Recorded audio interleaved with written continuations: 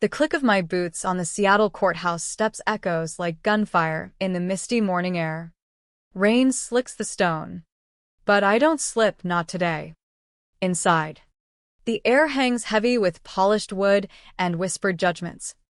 The kind that crawl under your skin and stay there. I feel the weight of stares from the gallery. Journalists scribbling furiously. Their pens scratching out the Hayes family saga in real time. My heart pounds, slow and deliberate. Each beat building pressure, like a storm gathering over Puget Sound. For 34 years, I've been Amelia Hayes, the overlooked daughter in a dynasty of real estate titans. Today, that ends. I slide into my seat next to Prosecutor Elena Vasquez, smoothing my charcoal suit with fingers that refuse to shake. She glances at me, her nod a silent anchor in the chaos. "You've got this," she murmurs, her voice a low rumble of assurance.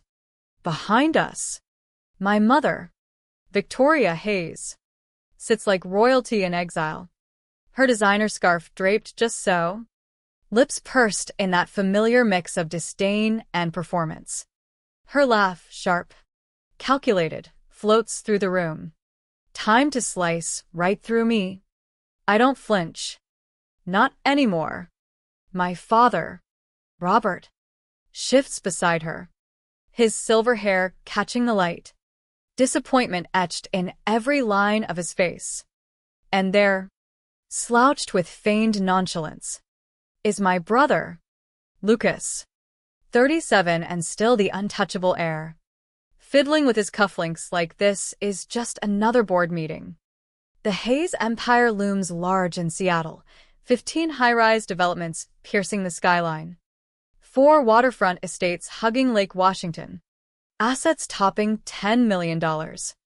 My grandfather, Elias Hayes, built it from nothing, his calloused hands laying the foundation for what became a legacy.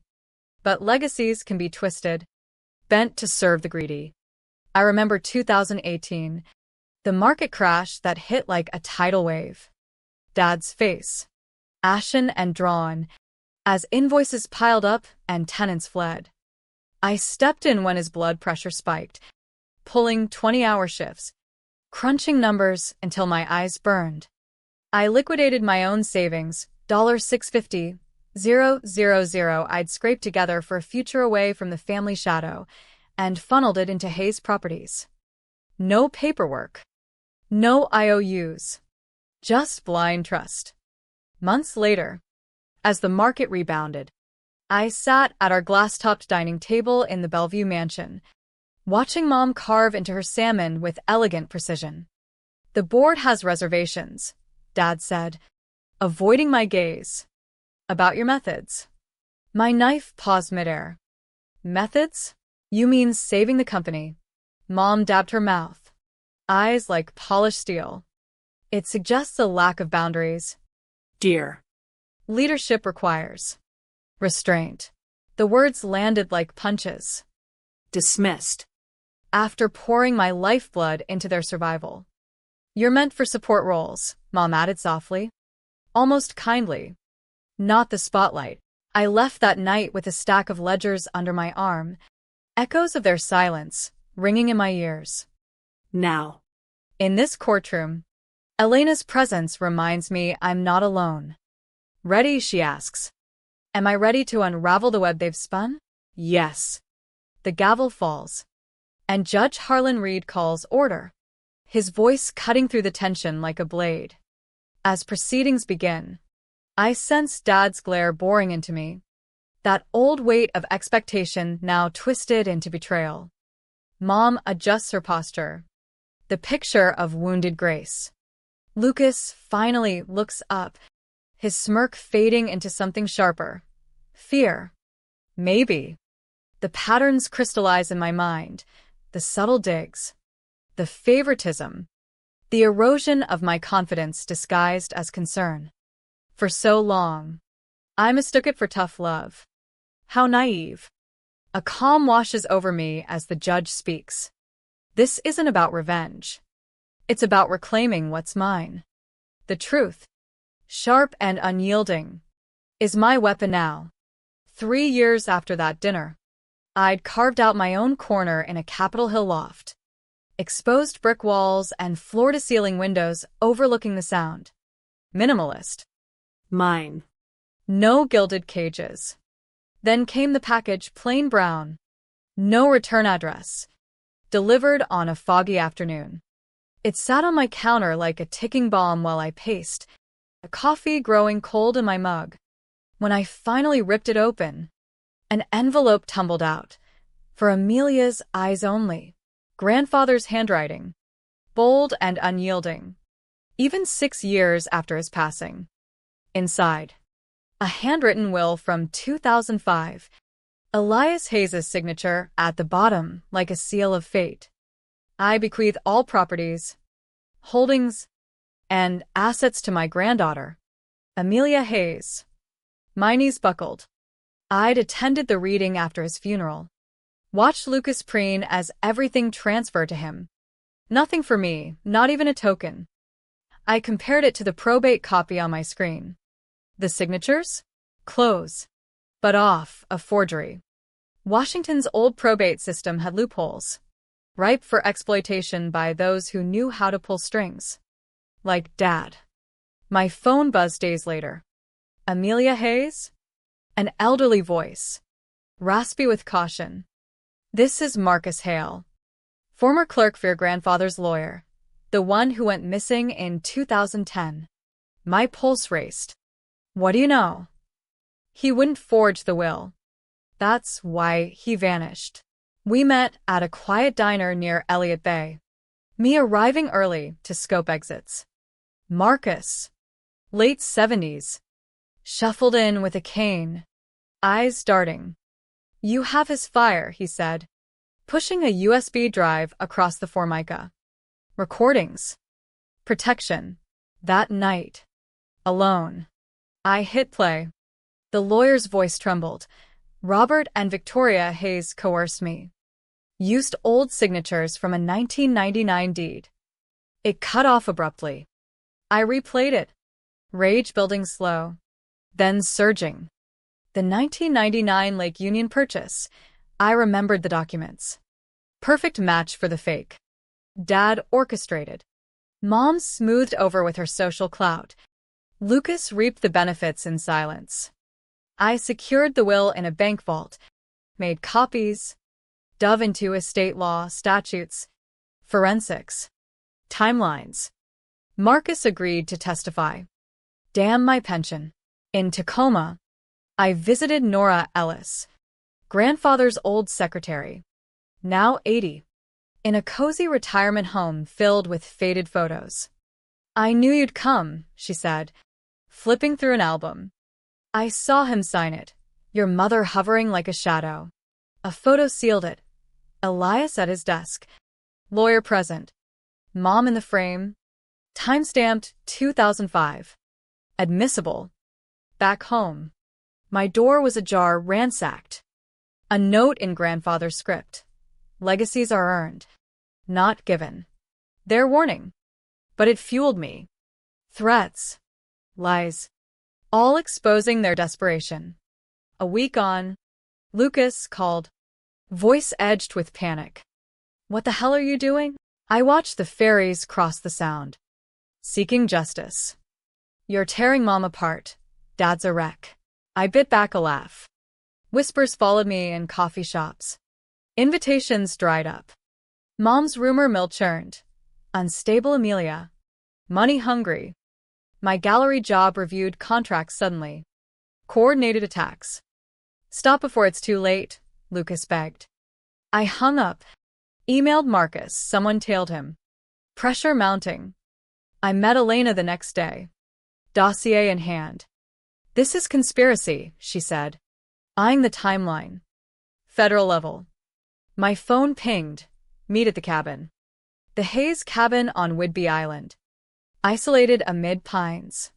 I drove at dusk. Recorder ready. Inside. They waited like a tribunal, Mom with wine. Dad stern. Lucas pouring. We're concerned, Mom said.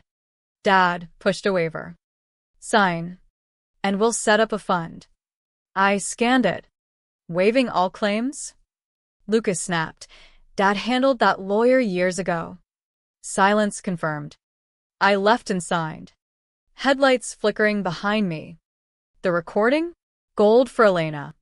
The weeks blurred into a haze of depositions and midnight research, each revelation stacking like bricks in a wall that would either protect me or bury them. Elena's office became my second home. Stacks of files towering on her desk like the Seattle skyline at dusk. We've got momentum, she said one rainy afternoon. Rain pattering against the window like impatient fingers. But momentum cuts both ways. Dad's connections started squeezing. My loan officer called about irregularities in old applications. Friends ghosted mid-conversation. Marcus reported a break-in at his place. Nothing taken but files rifled. They're circling, he whispered over the phone, his voice thin with age and fear. I nodded into the empty line, feeling the noose tighten, but refusing to let it choke me. The cabin confrontation replayed in my mind. Lucas's slip about Dad handling the lawyer, a thread I pulled until the whole sweater unraveled. Elena subpoenaed old records from Hayes Properties, unearthing transfers that screamed money laundering. Shell companies blooming like weeds after grandfather's death. This isn't just forgery, she said, highlighting a $2 million shuffle. It's systemic. I traced one to a Cayman account in Lucas's name. His golden boy shine tarnished. Meanwhile, Nora's health faded, but her spirit burned bright. We recorded her in the home, her wrinkled hands gesturing emphatically. Victoria was always there, whispering in Elias's ear toward the end. The video captured her fire, a beacon in the gathering storm. Board members started jumping ship. 2 resigned citing conflicts. Their emails to Dad leaked, pleading ignorance. A bank flagged Lucas's accounts for suspicious activity. Mom's foundation faced audits after anonymous tips about embezzlement. The empire creaked. I spotted them at a downtown cafe. Mom and Dad huddled over coffee. Gestures sharp. Dad's finger jabbed. You said the signatures were foolproof. Overheard fragments, but enough to confirm fractures. Lucas imploded at a bar, ranting about ungrateful sisters, photos hitting social media. Their attorney, slick as oil, offered a settlement, partial restitution, no charges. Elena shredded it. Too late, my loft turned fortress, bolted doors, cameras whirring. The court date loomed, accelerated by Nora's condition. Marcus unearthed the lawyer's notes, Dad threatening grandfather directly. Change it or regret it. Intent proven. As night fell before trial, I stood at my window, city lights twinkling like distant stars. The woman in the reflection? Unbreakable. The courtroom pulsed with energy as I entered, flashes popping like fireworks. My suit felt like a shield. Elena, a steadfast ally. Across the aisle, the family, Dad frail. Mom composed. Lucas defiant. Their lawyer, Barrett, sneered. This ends badly for you. I met his eyes. Truth doesn't end, it endures. Day 1 was their show. Witnesses painted me black, erratic, unfit. Lucas testified with crocodile tears. She nearly tanked us. I had to step in. Mom's turn. We tried to guide her, but leadership wasn't her path. Dad closed. Necessary decisions for survival. Whispers swelled. Poor delusional Amelia. I slept fitfully. Dawn bringing resolve. Elena rose. The state calls Amelia Hayes. Unusual, but potent. Projector hummed. Timeline glowing. Recording played. Lucas's damning words. Gasps rippled. Barrett objected. Overruled. Nora's video followed. Her account piercing. Photos. Finances, my $650,000 loan documented. Dismissal minutes exposed. Judge Reed leaned in. I've reviewed Elias Hayes's prior filings, no conflict. Questions sharpened. Surprise witness. The lawyer's ex-assistant. Detailing destroyed docs. Threats. Marcus's notes overlaid signatures. Forgery clear. Bank trails. Grandfather's letter. Amelia carries the true vision. Mom's pearls strained. Dad clutched his chest. Lucas stared down.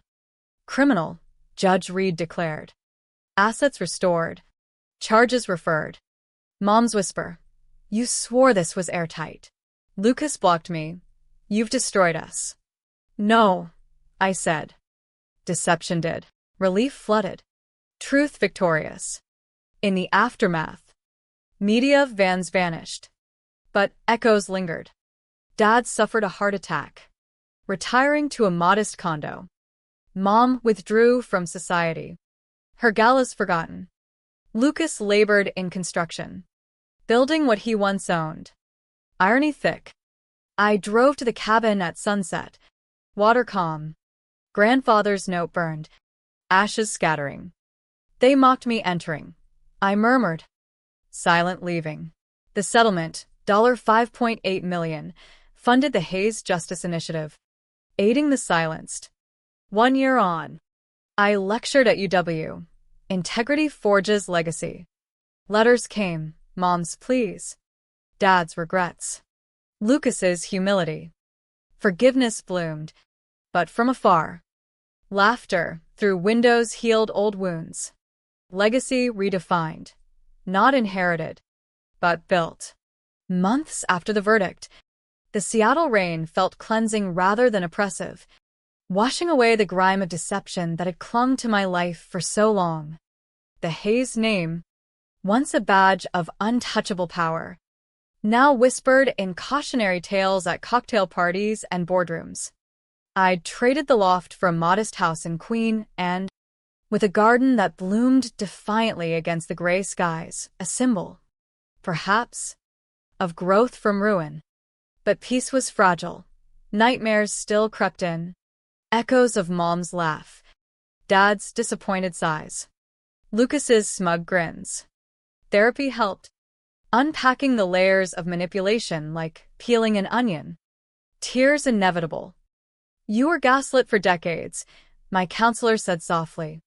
Rebuilding takes time. Time I now had, unburdened by their shadows. The foundation thrived, a single mom fighting eviction. Retirees scammed by investments. Whistleblowers silenced by NDAs. Each case mirrored mine, power-crushing truth. We won small victories, chipping at systemic rot. One evening, a call from an unknown number. Amelia? It's Aunt Clara. Dad's estranged sister. Unseen since childhood feuds. I always suspected. Elias confided in me once. She mailed a box. Old letters from grandfather. Praising my unyielding spirit. Vindication anew. Meanwhile, the family's downfall deepened. Dad's stroke left him wheelchair-bound. Nurses attending in their downsized home. Mom sold jewels to cover legal fees. Her social circle evaporated. Lucas's construction job humbled him. Photos showed calloused hands. A far cry from manicured boardrooms. No schadenfreude, just quiet acknowledgement. I visited Nora before she passed. Her hand frail in mine. You did him proud, she whispered. Her funeral drew former employees, sharing stories of Elias's kindness. Patterns emerged.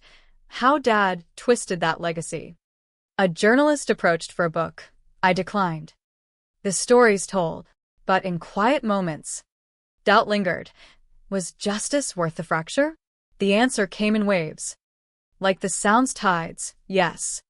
For the silenced voices now heard. As winter gripped the city, investigations widened. Elena called.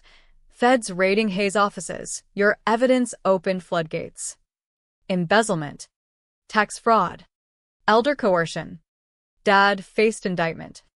Mom accessory charges. Lucas plea deals. Court again, but as witness. Their eyes met mine, pleading, broken. I testified steadily. Facts over emotion. Guilty verdicts fell like rain. Sentences. Probation for health. Community service. Restitution.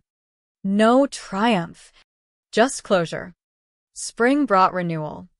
The foundation expanded. Hiring staff. I mentored a young lawyer. Her fire reminding me of my younger self. Fight for truth, I told her. Letters from family arrived sporadically, Mom's handwritten apologies. Dad's regrets via nurse. Lucas's sober reflections from a halfway house. I see now, he wrote. Reconciliation? Distant. But possible. Boundaries held firm. At a lakeside park, I scattered symbolic ashes of old grievances. Laughter from nearby families healed. Legacy? Not buildings, but impact. The circle turned. With summer's warmth thawing the last of winter's chill, I found myself reflecting on the journey's quieter turns, the moments between headlines where true change rooted. The Queen and House became a haven, bookshelves lined with legal texts and grandfather's journals, unearthed from storage. Reading his words felt like conversations across time. Strength isn't volume. Amelia, it's persistence. His voice in my head drowned out the old doubts. The foundation buzzed with activity. We took on a class action against predatory developers. Echoes of Hayes' tactics. Volunteers poured in, inspired by the case. You showed it's possible, one said. Possible. Yes, but costly. Flashbacks hit during quiet evenings, the ransacked loft. Tailed cars. Isolation. Support groups helped. Connecting with others betrayed by kin. Family isn't blood, it's choice, a member shared. Wise words. Clara visited, bearing family photos untouched by scandal. Elias favored you always. We laughed over tea, mending branches long broken. The family sentences played out. Dad in rehab. Mom volunteering at shelters. Ironic humility. Lucas wrote from job sites. Building affordable housing. Learning value, he admitted. Naughty unions. But civility emerged. A gala invite came, irony thick. I attended. Heads turning. Whispers. Heroine or destroyer. I spoke briefly. Justice levels fields. Applause followed. Bittersweet. Homeward. Stars over the sound reminded me. Light pierces dark. Fall leaves crunched underfoot as trials wrapped. Elena promoted. Your case set precedents. We toasted over coffee. Proud, she asked. Relieved. Media faded. But impact lingered. Laws tightened on estates. Awareness rose on elder abuse. I taught workshops at community centers. Spot manipulation. Claim your voice. Attendees' stories fueled me. One night. A dream. Grandfather nodding approval. Waking. Resolve strengthened. Holidays alone. But peaceful, no forced smiles. Cards exchanged with family. Tentative bridges. Legacy evolved. From empire to equity. Questions remained. Can broken bonds mend? Time would tell. For now, growth sufficed. As another year turned, Seattle's perpetual mist felt like a soft veil over healed scars, allowing glimpses of clarity amid the fog. The house garden flourished, metaphors blooming in every petal, resilience after storms. The foundation celebrated its anniversary with a fundraiser. Stories shared under string lights. A beneficiary spoke. You gave me back my home. Tears welled. Purpose solidified. Reflections deepened. The slow build of betrayal. The damning tension. The explosive courtroom reveal. Emotions had guided. Logic anchored. Now. Teaching at local colleges. I shared. Truth demands courage. Students leaned in, eyes wide. Family updates trickled. Dad's letters philosophical. Mom's charitable work genuine. Lucas's business startup ethical. Distant warmth grew. No full reunion, wounds too deep, but forgiveness whispered. At the cabin, now mine. I stood by the water. Wind carrying away final resentments. Laughter echoed from within me. Free. The central question lingered. What price for truth? In the end, it buys freedom, the kind that lets you redefine legacy. Not as inheritance, but as the lives you lift. And in that, perhaps, the deepest justice.